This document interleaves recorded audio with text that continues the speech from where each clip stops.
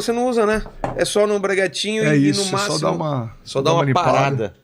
Desde, Mas desde quando você tem barba? Ah, cara, Você deixa a barba crescer? Deve ter uns 15 anos por aí. É? Eu é recente aí. Faz uns E eu dois, tirei né? no meio, nesses 15 anos, eu tirei uma vez e eu me arrependi pra sempre. É mesmo? E eu jurei pra mim mesmo que eu nunca mais ia fazer isso de novo. Então, sei lá, fica estranho, Jesus né? tinha barba, né? Você Pois vê? é, cara. Dá menos Pois é. trabalho, né? Você acredita que tem igrejas que eu não pude pregar por conta da minha barba? Não é? Tem Que algumas não pode igrejas que são ter muito barba? tradicionais e você não pode ter barba. Pô, não E sabia a minha disso. pergunta sempre era, que barbeador que Jesus usava, mano? Eu não imagino ele com a pele Não. super limpinha, né? Nem, cara, imagina o trampo que era fazer a barba naquela época, né? Vai até um rio e tal. Pois é. Uma Então eu tô seguindo os machadinha. passos de Jesus. A gente Exato, tá na mesma vibe. Você falou, é muito legal o que você falou, que a esperança está no futuro, mas eu acho que o presente tem uma importância muito grande, né? Fundamental. Porque é perigoso a gente sempre esperar o futuro e não fazer nada para ele acontecer ou não estar preparado para o que vai vir no futuro, né? Perfeito. Ô, Vilela, uma das coisas que eu mais amo falar é ansiedade, cara. Ansiedade. Eu já sofri muito de ansiedade, tenho uns picos, e aí o que me salva é oração, cara. Porque senão minha cabeça pira, cara. Eu nunca tive. Você era assim? Então, eu nunca tive uma crise de ansiedade, mas eu sempre tive uma mente ansiosa. O que é uma mente ansiosa? Uma mente ansiosa é uma mente que está sempre tentando antecipar uma estação. Exato. Tentando entender o que vai acontecer lá na frente. Todos os cenários possíveis, né? É isso. Você pensa, tem alguma coisa para acontecer, você pensa, se der certo, se der errado, se não sei o quê, e se a pessoa falar e se não ligar e não sei o quê. É Cara, isso. é horrível isso. Você acredita que foi feito um estudo um tempo atrás e começaram a perguntar para os entrevistados quais eram os medos que eles tinham? E eles foram acompanhando os entrevistados. 97% dos medos que os entrevistados tinham que acontecesse nunca aconteceram. Ah, tá vendo? 2% aconteceu, mas de uma medida muito menor do que eles imaginavam que poderia acontecer. E 1% de fato é o que eles imaginavam que aconteceria.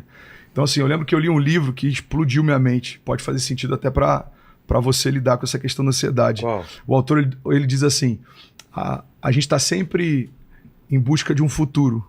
O problema é que quando aquilo que um dia foi futuro se torna presente, encontra a gente ausente, esperando o próximo futuro chegar. Exato, cara. Então hoje tem coisas que você está vivendo, cara, que há, sei lá, 10 anos atrás, 5 anos atrás, era um futuro desejado. Isso daqui que eu tô vivendo, Isso que você está vivendo aqui. Isso que eu tô vivendo é um futuro que eu imaginava, cara. Pois é. Então, E eu não aproveitar, ou não agradecer isso. É perigoso eu pensar no que vai ser daqui 5 anos e não aproveitar e não ter ideia do que está acontecendo agora, que foi um sonho lá do passado. É muito perigoso, né, cara? É porque existe uma diferença de preocupação com preparação. Pré-ocupação é quando você se ocupa com uma coisa antes dela chegar. Pré-ocupação. A palavra preocupação é uma ocupação prévia, né? Tá. Você já está pré-ocupado com algo. Tá gastando energia. Você está gastando energia, você está se consumindo. Agora, o preparo é muito diferente. O preparo é quando você se prepara para quando uma estação chegar. E a gente que tem esse desafio de lidar com ansiedade, muitas vezes a gente está preocupado achando que a gente está se preparando. Cara, por que você está preocupado com isso, mano? Não, porque é importante, eu estou me antecipando, eu estou me organizando. Talvez não, talvez você só está se consumindo. Então, eu gosto muito de citar autores porque algumas desses princípios me ajudaram muito a vencer isso, né? Eu lembro de um autor americano que ele diz que a maior crise da nossa jornada de fé é viver à espera de um momento, ao invés de se preparar para quando esse momento chegar. Cara. Então, às vezes, a gente está à espera de algumas coisas e a gente não se prepara para elas. E a gente está ansioso. Por que a gente está ansioso? Porque você está louco para chegar num tempo que você não tem domínio sobre isso, não tem governo sobre isso. Então, uma chave para vencer a ansiedade é você curtir o presente. O passado não existe mais, ele pode ser acessado, mas você não deve habitar lá. O passado é um lugar de memórias, não é um lugar de habitação, não existe mais. Aquela memória não existe mais. E as memórias ruins que te atormentam? Porque tem muita gente que deve te procurar e falar, cara, eu não consigo esquecer o que meu pai me fez, o que meu amigo me fez, o que minha esposa fez, o que meu marido fez. Vilela, eu acho que esse é um dos pontos mais poderosos do Evangelho. Porque é passado, mas porque o Evangelho... o teu presente. Não, total. Cara, a gente é fruto do nosso passado.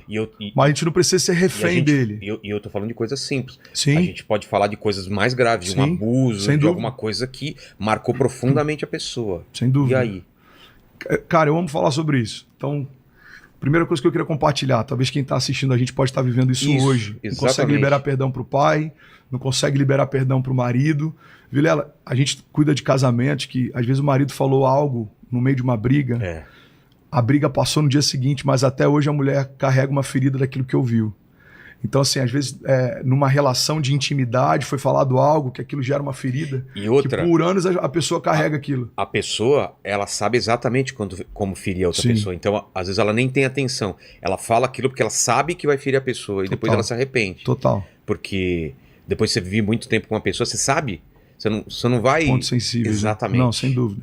Então, o que o Evangelho propõe? Primeiro ponto crucial do Evangelho. Quando eu estou em Cristo, as coisas velhas passaram, tudo se fez novo. Segundo ponto, que é um fundamento da fé. Cara, eu preciso ter a transformação da minha mente, a renovação da minha mente, para que eu possa experimentar a boa, agradável e perfeita vontade de Deus. Romanos fala sobre isso. Então, assim, quando você tem um encontro com Jesus, a primeira coisa que a gente precisa fazer é deixar o velho para trás para viver o novo. Às vezes a gente não consegue acessar o novo de Deus porque a gente ainda está preso com uma mágoa, com uma ferida. Eu não estou dizendo que é fácil, mas é possível. Então, quando o Evangelho entra na minha história, já não importa mais tanto que tipo de pai eu tive, porque agora eu preciso responder que tipo de pai o meu filho vai ter. Que tipo de líder eu tive. Cara, agora eu preciso construir uma história que está ligada a que tipo de líder o meu liderado vai ter.